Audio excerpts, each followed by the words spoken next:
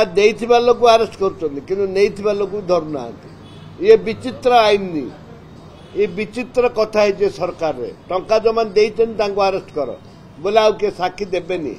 आम टंका देचु बोल के कहबेनि से टंका दबा लोक आरेस्ट कर ये गोटे नुआ फार्मुला सरकार चली अरे टंका दबा लोक आरेस्ट कर टंका नबा लोक कहीं आरेस्ट करन जे टंका देती से कहूँ अमुक लोक देती कहीं आरेस्ट करन कौन पे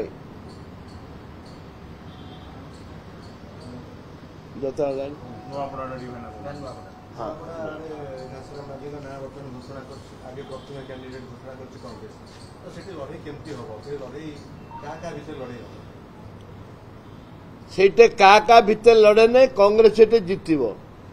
जदि भोट चोरी न हब ताले कांग्रेस जितवाटा निश्चित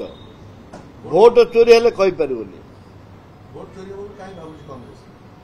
अरे चारियार भोट चोरी चलते चोरी हेबनी माने कौन आम बूथ जगू सब किसी हम कि भोट चोरी से किए कौन कह भितर तो भोट चोरी होना भितर भोट चोरी हो जो पेढ़ी आसूची ईवीएम पेढ़ी ता भितर सेटिंग होकर भोट चोरी हो नवीन पट्टनायक बीजेडी सभापति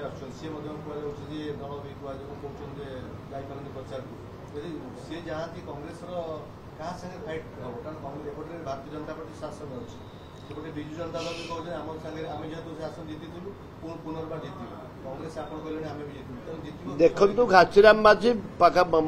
50,000 रु अधिक भोट स्वाधीनतार पाइले कांग्रेस कैंडिडेट 15,000 पाइले 65,000 70,000 भोट आम हाथ में अच्छी आम जीतु बोली आशा प्रकट करुचु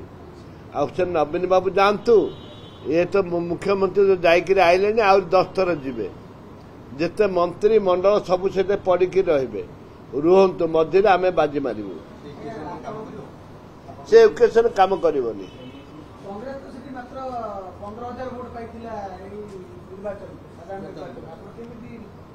गला कैंडिडेट जे आमर जे वर्तमान कैंडिडेट से इंडिपेंडेंट छिड़ा होते से कांग्रेस लोक कांग्रेस टिकेट दे नथिला नदबार से रागिक इंडिपेंडेंट अभिमान इंडिपेंडेंट छिड़ा 50,000 ऊपर भोट पाइते सी 50 ये 15 65,000 भोट ये नवीन बाबू जानतु कि मुख्यमंत्री तो जाकर 2 थर जाकर आसिले आहरी 10 थर जातु बीजेपी से जितवार प्रश्न उठुनी कांग्रेस भक्तचरण दास निज निर्वाचन मंडल एमपी कन्स्टिट्यूएंसी निज निर्वाचन मंडल से सब बेले से जीतती भक्तचरण दासंकर अभिभक्त कलाहांडी दबदबा रही निश्चित भाव आम से जीतबू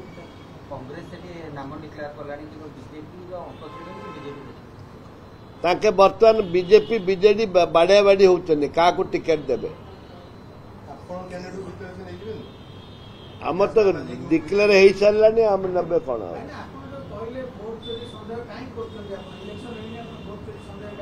अरे चारिआडे भोट चोरी चलছে तुम जानू ना भोट चोरी प्रमाणित हो भोट चोरी हो